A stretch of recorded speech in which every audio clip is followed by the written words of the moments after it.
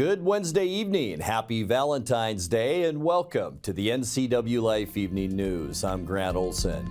Here are a few of the stories we have coming up for you tonight. With 2,500 ballots still to count, Eastmont School construction bond is falling slightly below the 60% supermajority threshold it needs to pass. A Waterville medical provider who surrendered his license 4 years ago is now charged with sexually assaulting 3 of his female patients. Light snow in our Thursday weather forecast with drier and warmer conditions expected this weekend. Your complete local weather forecast is coming up.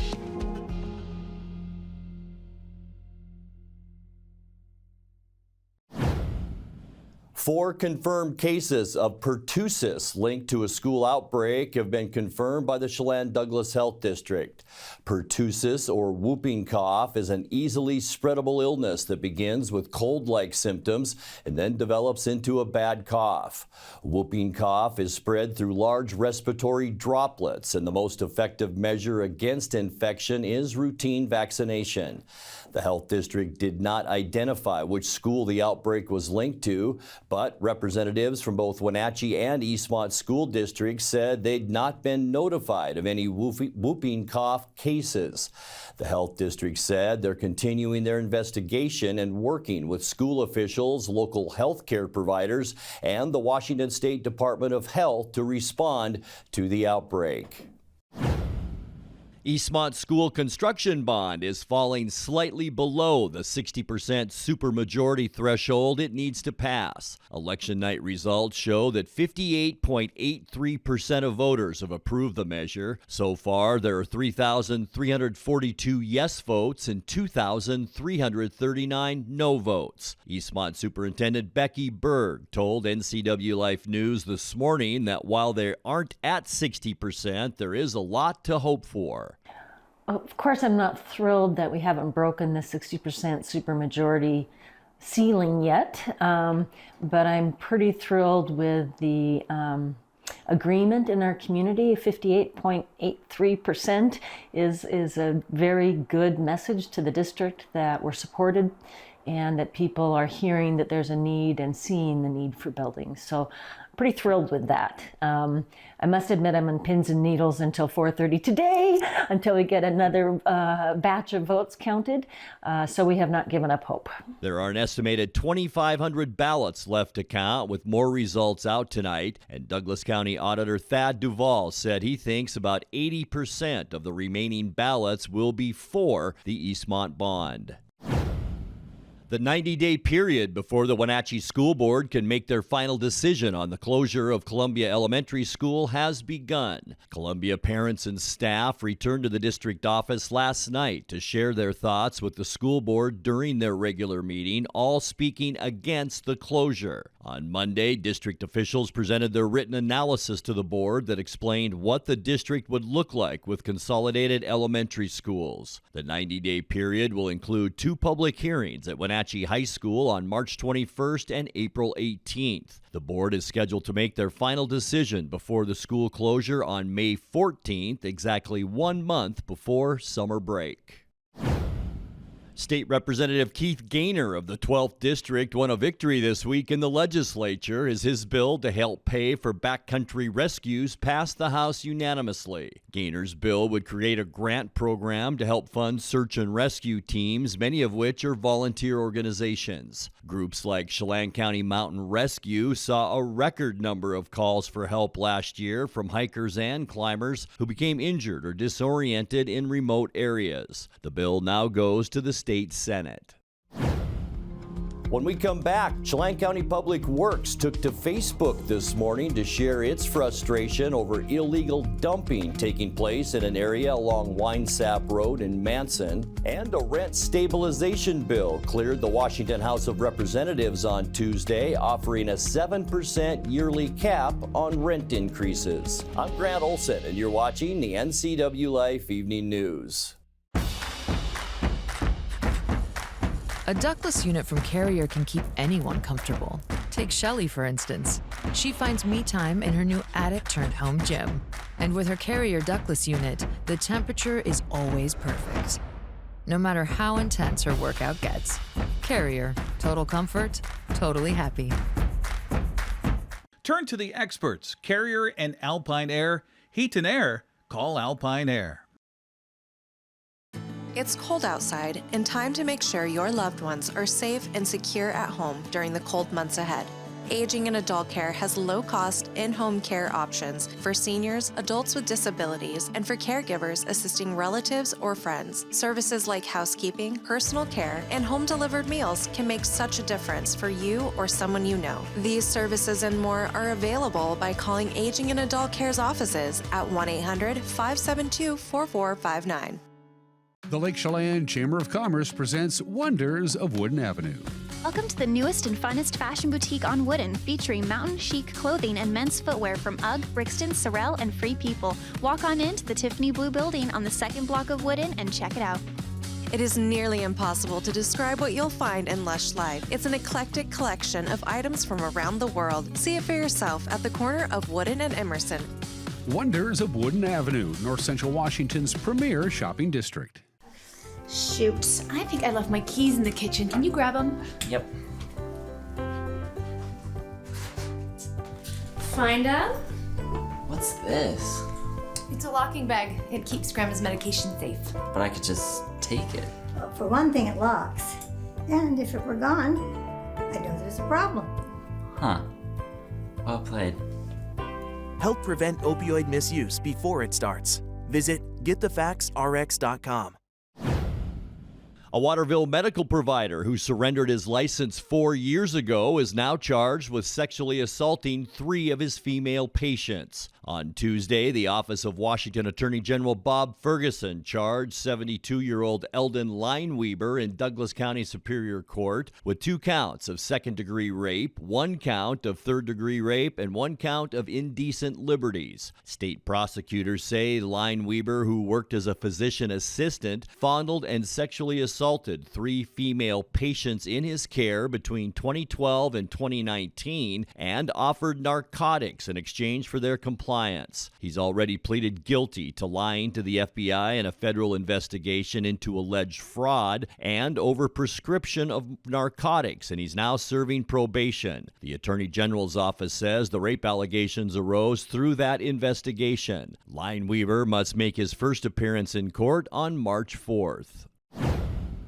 Chelan County Public Works took to Facebook this morning to share its frustration over illegal dumping taking place in an area along Winesap Road in Manson. In this picture, you can see tires and multiple sofas abandoned down the hillside. The site will be cleaned over the next few days. Chelan County Public Works is encouraging anyone who witnesses illegal dumping to report it online and provide details such as the location, type of vehicle, and what items were dumped. Solid waste items can be appropriately disposed of at the Wenatchee, Chelan, or Dryden transfer stations.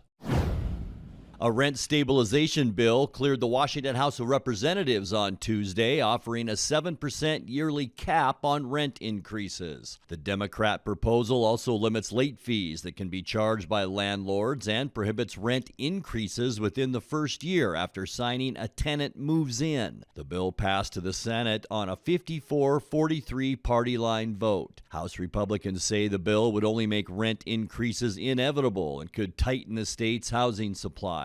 All legislators for the 7th, 12th, and 13th district voted against the measure. When we come back, Ana Maria Spagna is a prize-winning author from Stehekin and a writing instructor at Wenatchee Valley College. In tonight's feature story, she'll talk about her new book. Snow possible again tomorrow with warmer temperatures coming this weekend. I'll have all the details coming up in your complete local weather forecast. That and much more still to come tonight. Please stay with us. The day after I met her, I called and asked her to go on a date with me, and we came to Abby's Pizza for our first date. Eating it across from each other, I'll never forget it. This place is special. It's barbecue chicken pizza season at Abby's Legendary Pizza, baby. Featuring our flavorful pizza sauce and a 3-cheese blend, layered with BBQ sauce, chicken, and onions.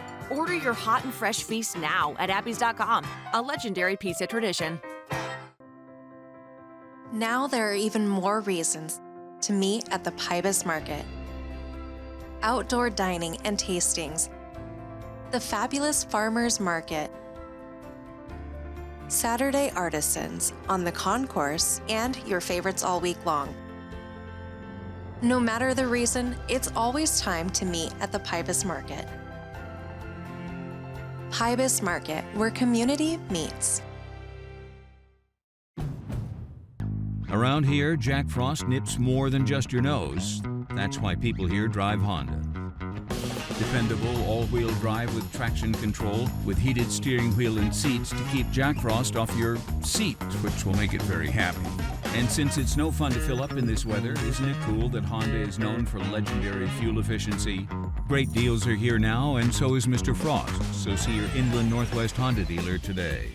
Honda can handle it. In Digital Media Arts program, we learn about video production gear and editing by the combination of class projects and nonprofit work and employment. It makes things happen. Yeah. It's pretty magical. We work in the industry at the Wenatchee Round, NCWLIFE channel, and the Town Toyota Center events. Every day we work with industry standard equipment for a hands-on learning experience. Ana Maria Spagna is a prize-winning author from Stehekin and a writing instructor at Wenatchee Valley College. Her latest book is called Pushed, and it examines the tale of a massacre of Chinese miners that allegedly took place in Chelan Falls in 1875. Ana Maria will hold a book signing event February 22nd in Leavenworth. In tonight's feature story, she discussed her work with NCWLIFE's Jefferson Robbins. I found it in a terrific little book called Wapato Heritage by Tom Hackenmiller, who's a Wenatchee author here. And it had a chapter that told this story, which then I heard over and over in small museums around the region and in history books, which is essentially that they called it the Chelan Falls Massacre, and that 300 Chinese miners had been pushed, hence the title, off of a cliff, murdered, and dumped into the Columbia River. The perpetrators, according to the story, were Native people, indigenous people, and that was about it. That was all there was. And I thought, surely 300 people died. There's got to be more than that. And sort of foolishly, ignorantly thought it would be easy to chase down the truth, and it was not. Yeah. What you found out is that this story seemed to arise from one print source originally. That's correct. And it made mention of locations, it made mentions of numbers of people, it made mentions of who the perpetrators were, but it gave otherwise very little detail. Right. We don't really know time of year when this might have happened. Nothing. We don't know exactly if the perpetrators were indigenous, which tribes they might have represented. Mm-hmm. It left a lot to your imagination, or to the imagination of the person telling the story. Right, exactly, and trying to parse those pieces together, parse that story and bring those pieces together was the challenge. So one thing that became clear, I think, early on is that early reports said that they were pushed off of a cliff that was 300 feet tall, and then as the story was told, like a game of telephone, that became 300 victims. Now, I think something happened. I think there were a lot of victims. I'm not sure there were 300. I think that was conflated with that number of 300 feet. And otherwise, again, who did it? There are long-standing stories, rumors. People who have relatives who are ancestors who are settlers will say it was white people dressed up as Indians, as indigenous people. Not uncommon in the history of the U.S. I mean, even the Boston Tea Party, they dressed up for various reasons. So that became another story. And then, as you kind of started to allude, it became possible that maybe this writer of the 1891 article for the Spokane Review at the time, maybe he made it up. Maybe there was a reason to make up the story or to repeat a story that floated around, right, and put it in print. But details missing, for sure. Some things that you did find out, you make clear that even if this massacre was not a real event, or even if it was an event that was inaccurately described, it's not as if it was unprecedented. There were many, many other mass murders of Chinese in Northwest history. But that was among the things that really surprised me that I didn't know. I didn't even know about the history of Chinese folks in our region. They outnumbered white settlers 2 to 1 in the early years, in the late 1800s. So I didn't know about that. There are documented massacres in Los Angeles, in Wyoming, in Eureka, California, in the Dalles, all over our region. In Tacoma, they were pushed out, expelled, pushed off of the docks, and there was a recent opera about that. So these stories are coming to the surface. There was one in Hell's Canyon, Oregon, that a reporter, Greg Noakes from the Oregonian, uncovered and actually found documentation where the men who committed this massacre wrote about it. So I had high hopes that I'd be Greg Noakes and I would find these kind of documents. I have not yet. But there is definitely a long history of violence and oppression of the Chinese in the early history of the Northwest, of our region in particular. There's a presentation on Thursday, February 22nd at Wenatchee River Institute in Leavenworth. You'll be there. Your book will be there as the topic of conversation. It's going to be both in person and live stream on YouTube. What do you expect at that event? Will you be doing a reading? I will read some, and then I've found that visuals with this book are really helpful. So I'll be showing some slides of both the area where the massacre supposedly took place and then some old drawings of Chinese miners, Chinese workers. I think those visuals in this case are really helpful to bringing that history to life. So there will be some slides, some reading, some conversation, hopefully a lively Q&A. There often is when this book is discussed.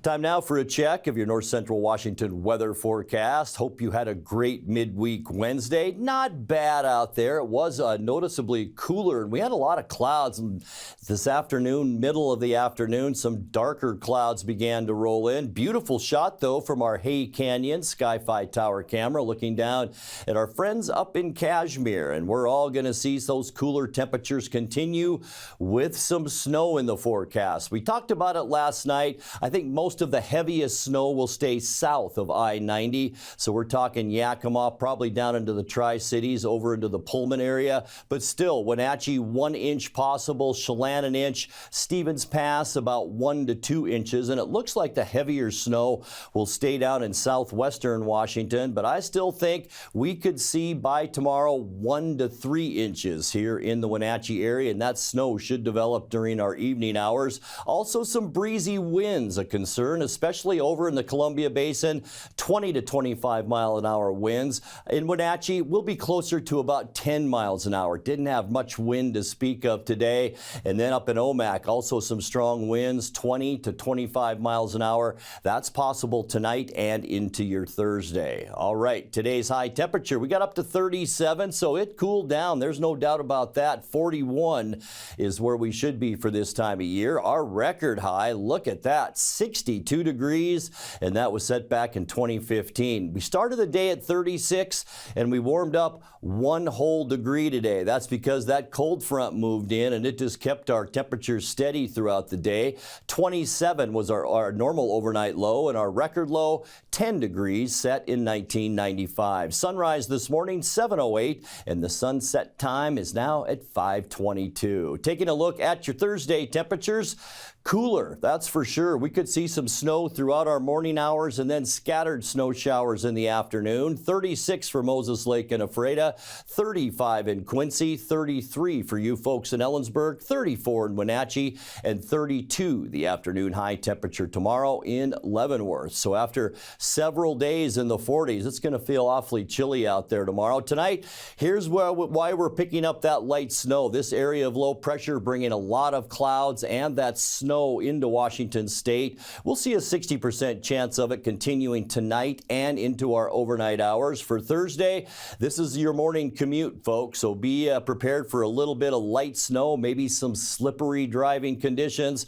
We will cool down, as we just mentioned. Thursday's highs generally in those mid-30s, and here's that cold air sliding all the way down into North Texas. By Friday, partly cloudy skies are in between storm days, because look at the size size of this system out in the Pacific. That's going to begin to bring us some clouds Friday. Things will slightly warm up, too, for Friday. Highs in the upper 30s. On Saturday, a 30% chance of snow. It'll mainly be in the evening hours. We will see high temperatures in those low 40s and lots of clouds throughout the day. A couple of areas of low pressure is why we're seeing all that precip. And keep in mind, there's still some cold air in place. On Sunday, mostly cloudy skies. Another one of those in-between storm days. We will warm up for Sunday with high temperatures getting back into the low 40s, which is about normal for this time of year. For your President's Day Monday, here's that low pressure off the North California coast, and it's going to bring those clouds our way in a good area of rain, maybe some rain mixed with snow on Monday. High temperatures in the low 40s for Tuesday. We expect partly cloudy skies. This rain is like every other day throughout this forecast, but high pressure is in place in eastern Washington. That's going to warm us up into those mid 40s as we get into Tuesday, so it should be beautiful and even a little warmer as we get into Wednesday. We'll talk more about that tomorrow. 7-day forecast, 30 degrees overnight tonight. Snow overnight, a 60% chance, and then I think we'll see that as you make that morning commute and send those kids to the bus stop, so keep that in mind. It's going to be a little chilly tomorrow. Partly cloudy and warmer on Friday and 38. Just a slight chance for some maybe evening snow, rain mixed with snow on Saturday and 41. And by the end of the weekend on Sunday, mostly cloudy and warmer with 43 your high temperature. We will stay at about 43 for Monday with a 40% chance of rain. And then a nice day on tap for Tuesday, partly cloudy and warmer with a high temperature of 46. And that's a look at your North Central Washington weather forecast. Coming up next, tonight's sports report with Dan Kuntz and more as the NCWLIFE Evening News continues right after this.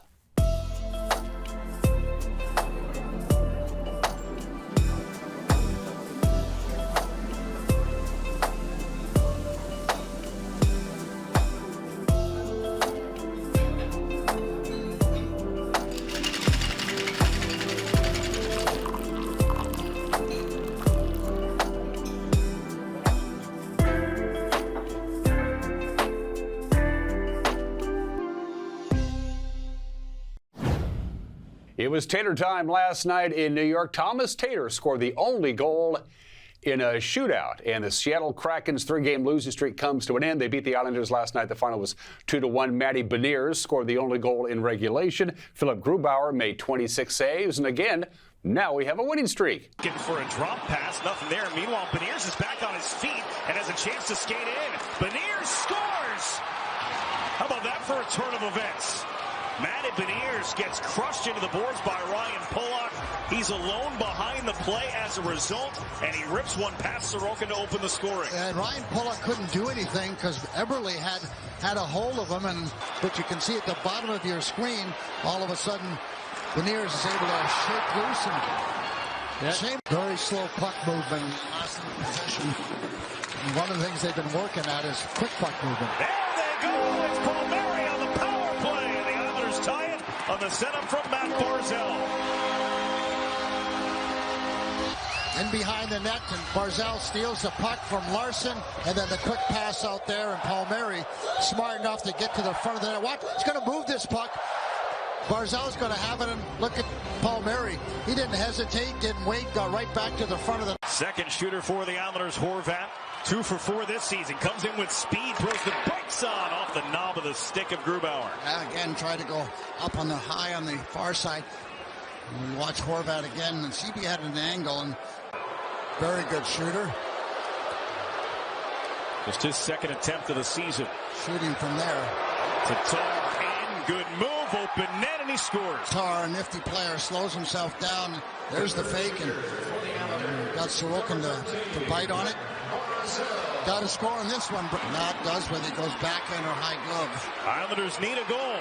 Matt Barzal can't get it through Grubauer, and the Seattle Kraken sweep the season. And the Kraken wrap up their 4-game East Coast road trip tomorrow. They'll be in Boston to take on the Bruins, 4:30 on Root Sports.